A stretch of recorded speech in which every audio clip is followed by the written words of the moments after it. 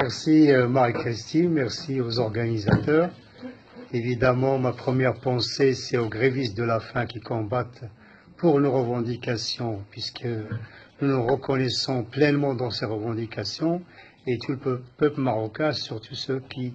y sont en danger aujourd'hui, notamment, on a entendu Gilloul, mais Abel Ablaq aussi. On ne peut pas entamer ce témoignage de solidarité sans penser aux martyrs du Rif, Mohsin Fikri, Al-Attabi et Haddad. Donc, au nom de la coordination des organisations démocratiques marocaines en France pour la dignité contre l'impunité et la Hoga,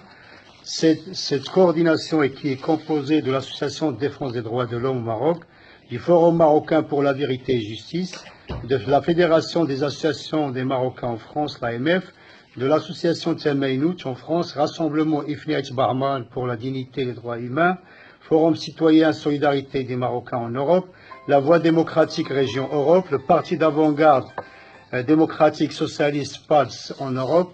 le Parti socialiste unifié en France, l'Association interculturelle pour la laïcité, l'égalité, la solidarité avec les femmes du Maroc, El Femmes, Association des parents et amis disparus au Maroc, la PADM, l'association Tchidi, le collectif international pour défendre les victimes de la mafia immobilière et de la délimitation forestière.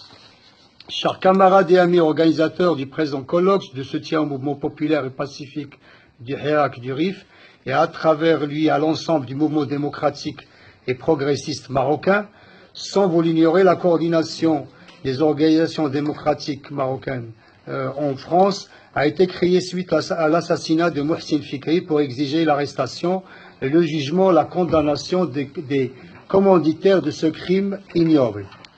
Pour cela, la coordination a organisé des manifestations à Paris, des rassemblements devant l'ambassade du Maroc pour soutenir le mouvement populaire et pacifiste de nos compatriotes dans le nord du Maroc, déhanché d'une manière spontanée dans la région du Rif, suite à l'odieux assassinat du martyr Mohsin Fikri pour s'étendre dans l'ensemble du Maroc. Or, au lieu de satisfaire les revendications légitimes et réalisables des populations déshéritées du nord du pays, qui ne demandent que des écoles, des hôpitaux, du travail, une justice équitable, le pouvoir a eu comme seul recours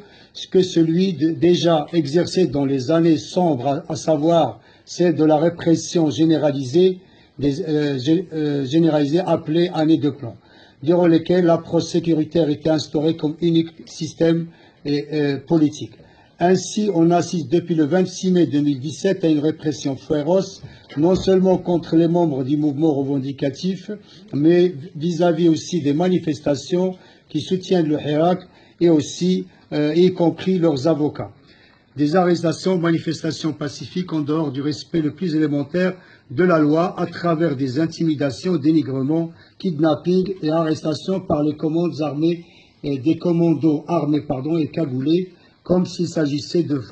face à des terroristes, alors qu'il ne s'agit que de simples citoyens et citoyennes qui ne peuvent subir encore plus les affres d'une situation d'appauvrissement social, économique qui